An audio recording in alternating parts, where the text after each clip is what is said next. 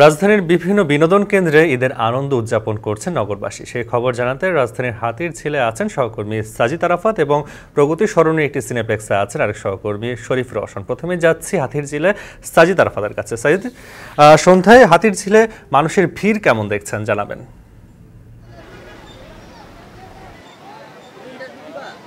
নাফি, শুরুতে আপনাকে ঈদের শুভেচ্ছা জানাচ্ছি এবং সেই সঙ্গে বলতে চাই যে ঈদের আনন্দকে আরেকটু রাঙিয়ে দিতে নগরবাসী কিন্তু বেরিয়ে পড়েছেন বাসা থেকে। অর্থাৎ বিকেল থেকে আমরা খবর জানাচ্ছিলাম নগরবাসী যে বিভিন্ন ধরনের যে খোলা উন্মুক্ত জায়গা বলি বা বিনোদন কেন্দ্র বলি সেই জায়গাগুলোতে ঘুরে বেড়াচ্ছেন পরিবারকে সঙ্গে নিয়ে, আত্মীয় স্বজন কিংবা বন্ধু বান্ধবকে সঙ্গে নিয়ে।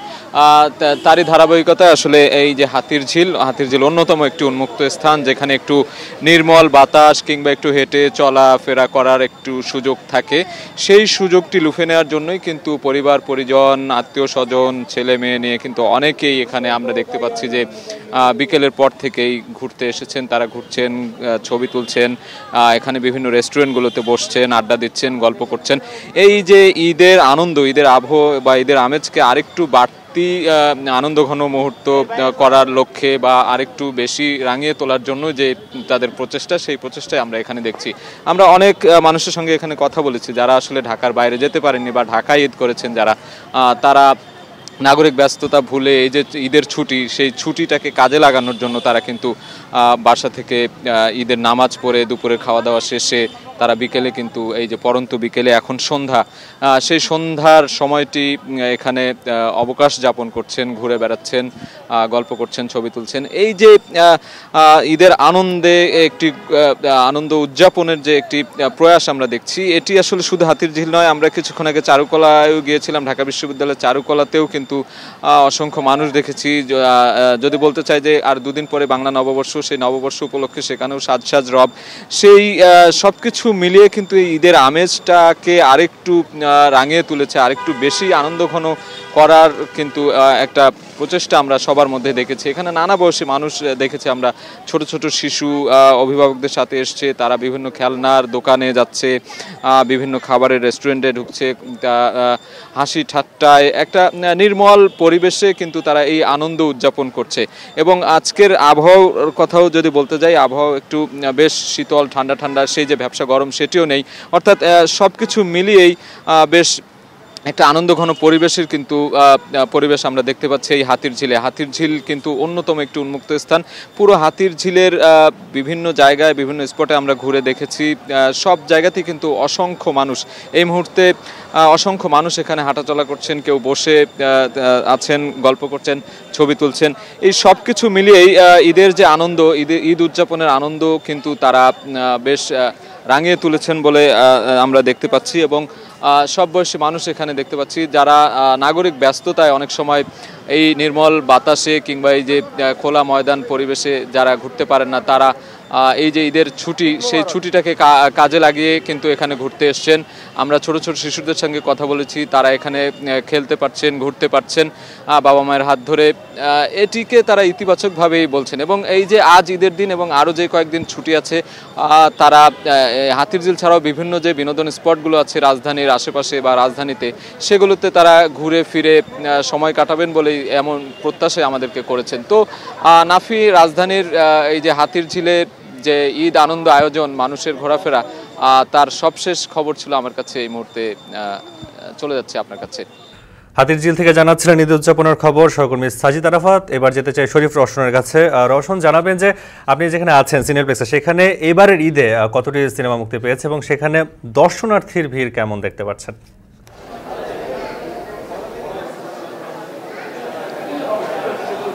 আমি এখন আছি যমুনা ব্লকবাস্টার সিনেমা হলে, যেখানে আসলে এবারের ঈদকে কেন্দ্র করে মোট 9টি বাংলা ছবি মুক্তি পেয়েছে এবং একটি হচ্ছে ইংলিশ ছবি।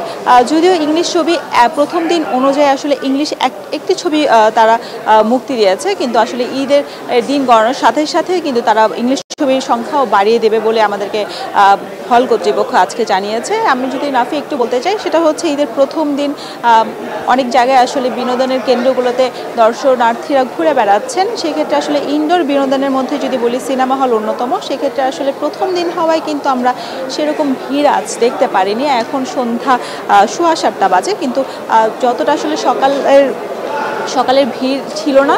হল কর্তৃপক্ষরা বলছিল যে দিনের সময় গণনার সঙ্গে সঙ্গে হয়তো বা ভিড়টা একটু বাড়বে, কিন্তু আমরা সেটা দেখতে পাচ্ছি না এখনও। যারা এসেছেন তারা অপেক্ষা করছেন তাদের প্রিয় ছবিটা দেখার জন্য, যেহেতু হল কর্তৃপক্ষ শো টাইম সকাল থেকে না শুরু করে দুপুরের পরে আসলে তারা শুরু করেছেন, এবং দুপুরের পর থেকে কিন্তু রাত 8টা সাড়ে 8টা পর্যন্ত তারা শো টাইম রেখেছেন, এবং নিজের প্রিয় ছবিটি দেখার জন্য কিন্তু এখন অপেক্ষা করছেন। অনেকে হয়তো বা দেখছেন, আড্ডা মারছেন, গল্প করছেন বন্ধুদের সময়, প্রিয়জনের সাথে অনেক প্রিয় মুহূর্ত কাটাচ্ছেন, যেহেতু আসলে বছরে যান্ত্রিক ব্যস্ততার মধ্যে আসলে সেই সময়টা প্রিয়জনকে, প্রিয় পরিবারকে দেয়া হয় না। যেহেতু আসলে ঈদের ছুটি, সেই সময়টাকে আসলে নিজেদের মতো করে কাটানোর আসলে চেষ্টা করছেন তারা।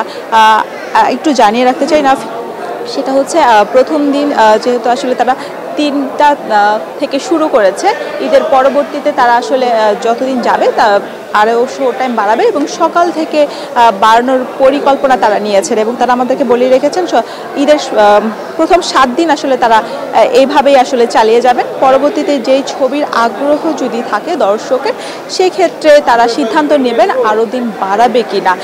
সেক্ষেত্রে আমি যদি বলতে চাই, আজকে আমরা দর্শকদের সাথে কথা বলেছি, তারা আসলে সাকিব খানের রাজকুমার ছবিটার দিকে বেশি নজর দিচ্ছেন, এবং